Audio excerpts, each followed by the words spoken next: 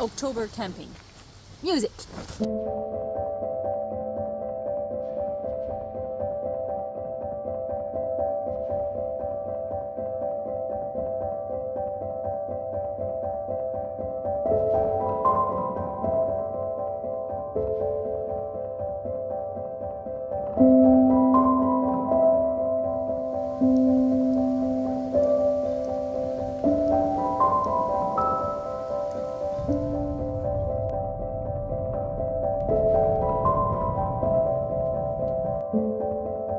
Creating light painting images during the blue hour is probably what brings the most striking colors with this type of art.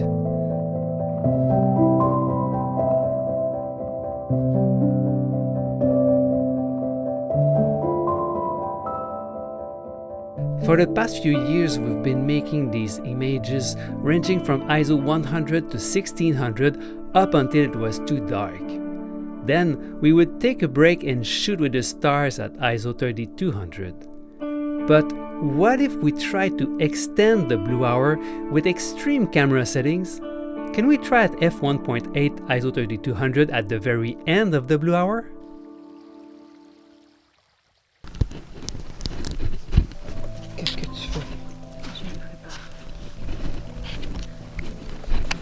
October 3rd, and suddenly it's warm again. Not supposed to, and we're taking the occasion to do a last session at another lake. We're just 3 hours from Montreal, and we're gonna shoot here just for one night, and then we're going to continue our way to the St. Laurent River, trying to get you in my frame. There you are.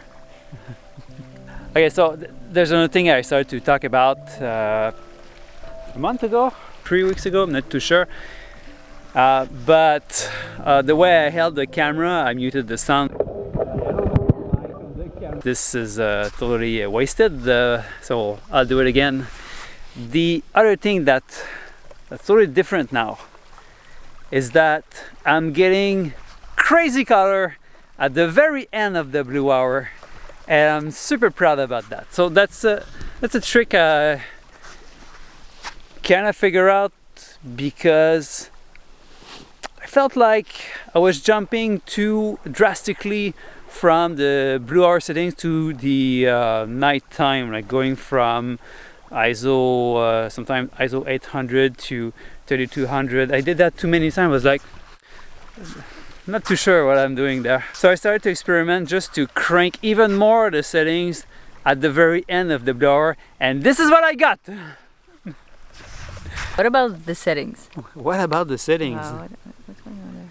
So, when you say you crank them, is it because... Crank, I mean like on the camera, I'm cranking the settings. What I'm saying is that I shoot pretty much at the settings for the stars at the end of the blue hour. That means ISO 3200, f1.8 and 8 seconds.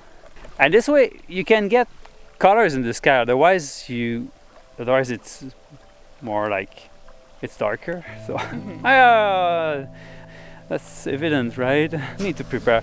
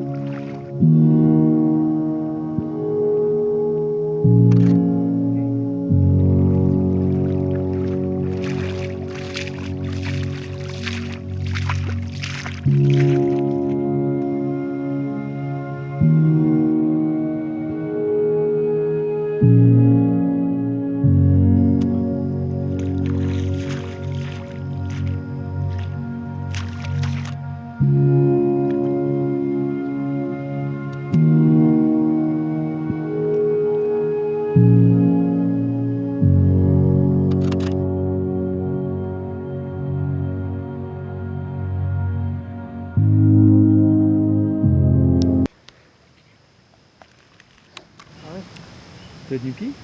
Oh.